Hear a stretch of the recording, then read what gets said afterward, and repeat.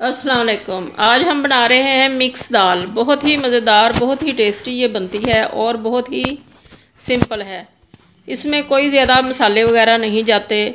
और वैसे भी आप अब मेरे खाने काफ़ी देर से देख रहे हैं, इनमें ना तो ज़्यादा मसाले मैं ऐड करती हूँ और ना ही ज़्यादा घी ऑयल इस्तेमाल करती हूँ, क्योंकि जो असल चीज़ होती है पकाने वाली, खाने वाली, उसका टेस्ट ही ज़्यादा आना चाहिए, ना कि मसालों का ज़्यादा है। और मसाले बहुत तेज़ भी इस्तेमाल करें तो सेहत के लिए अच्छे नहीं हैं। दाल के लिए हमने ये चीज़ें ली हैं। इसमें 2 दरमियाने प्याज हैं और 1 से 1.5 इंच का टुकड़ा है हमारे पास अदरक का, 6-7 सब्ज़ मिर्चें हैं और 1 ब्रंच है लहसुन का। इस सब चीज़ों को हमने चॉपर में डाल के अच्छी तरह से फाइन चॉप कर लेना है। और हमने तकरीबन ½ कप के करीब प्रेशर कुकर में डाल लिया ऑयल, और इसको गर्म करने के बाद चॉपराइज़ की हुई सारी सब्ज़ियां जो हमने ली थी, प्याज वगैरह, उनको हमने इसमें ऐड कर दिया और इसको हमने गुलाबी होने तक फ्राई करना है। बहुत अच्छी तरह से इसको हमने गुलाबी होने तक फ्राई करने के बाद इसमें बाकी की चीज़ें डालनी हैं। इसको भूनना है दरमियानी से लो हीट पे। अब हमने 2 दरमियाने इसमें टमाटर ऐड कर दिए और इनको हमने बहुत अच्छी तरह से भूनना है ताकि ये बहुत अच्छे से मेल्ट हो जाएं, मसाले के साथ ये मिक्स हो जाएं, नज़र नहीं आने चाहिए। जब ये अच्छी तरह से नरम हो जाएंगे तो फिर हम इसमें बाकी की चीज़ें डालेंगे। उनमें मसाले हैं ये कुछ,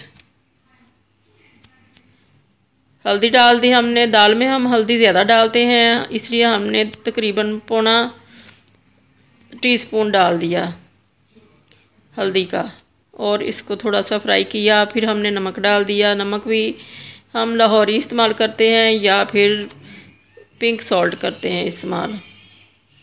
तो इसमें दाल ज़्यादा है इसलिए 2.5 चम्मच हमने इसमें डाल दिए पिसी हुई सुरख मिर्चों के। इसको हमने अब थोड़ा सा पानी डाल के तो अच्छी तरह से भूनना है। आंच को हमने मीडियम से लो रखा हुआ है। इसमें तकरीबन हमने 2 से 3 बार थोड़ा थोड़ा पानी डाल के बहुत अच्छा सा इसको भूनना है मसाले को, ताकि ये बहुत अच्छा सा इसमें जो टमाटर गए हैं वो बहुत अच्छी तरह से घुल जाएं। टमाटरों को नज़र नहीं आना चाहिए मसाले में। बहुत अच्छे से जब भुन जाएं तो फिर हमने इसमें दालें ऐड करनी हैं। दालों में हमने माश की, मूंग की और मसूर की दाल ली है। माश की हमने ½ कप ली है और मूंग और मसूर की 1 कप ली है। और इनको हमने बहुत अच्छे से धो के तो काफ़ी देर से पानी में डाल के रखा हुआ है ताकि अच्छी तरह से ये फूल जाएं। ये सबसे पहले हमने माश की दाल ऐड कर दी है और अब मूंग की और फिर मसूर की डाल के तो हमने इसको सिर्फ 3 मिनट के लिए प्रेशर कुकर को बंद करके तो वेट को चलाना है ताकि ये दालें अच्छी तरह से गल जाएं और बिल्कुल भी कड़ी की तरह से ना हो, थोड़ी थोड़ी नज़र भी आएँ और पानी अलग ना हो और दाल भी घुली हुई हो। दालों को हमने डाल दिया प्रेशर कुकर में और उसको बंद कर दिया। उतनी देर में हमने इधर तड़का राइस बना लेने हैं। तड़का राइस के लिए हमने प्याज पहले से ही फ्राई करके तो थोड़े बहुत रखे होते हैं, जब जल्दी हो तो फिर हम उनको ही इस्तेमाल कर लेते हैं। अब हमने तकरीबन 2 टीस्पून के करीब प्याज डाल दिए ऑयल के अंदर और उसको जब गर्म हो गए तो फिर हमने इसमें ज़ीरे के 2 टीस्पून डाल दिए और अब इसको अच्छा सा हमने भून के तो पानी डाल देना है।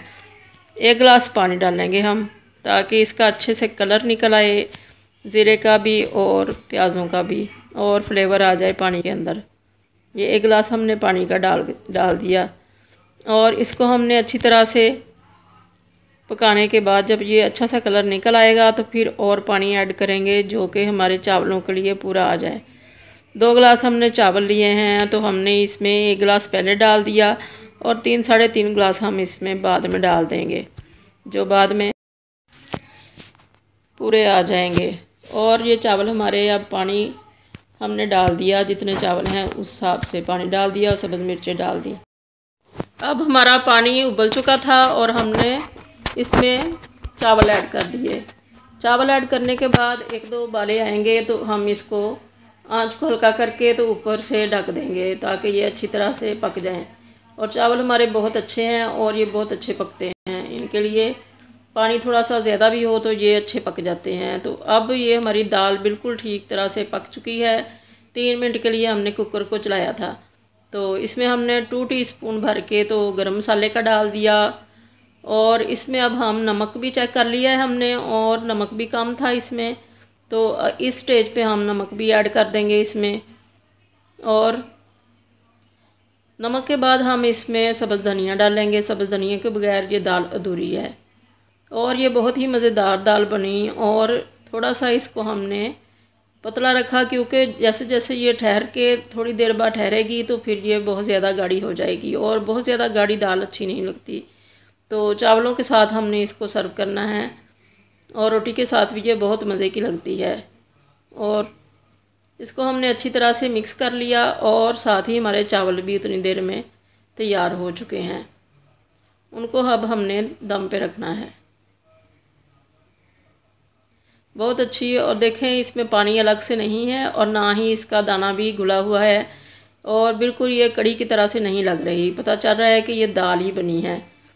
दाल को इस तरह का होना चाहिए, कुछ नज़र आए और कुछ ना नज़र आए।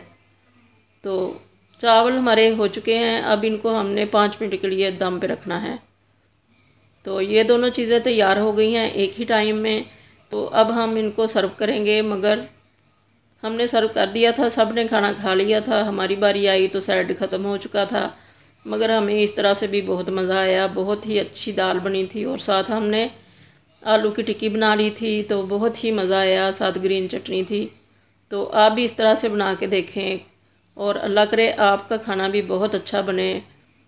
दुआओं में याद रखिएगा। अल्लाह हाफिज़।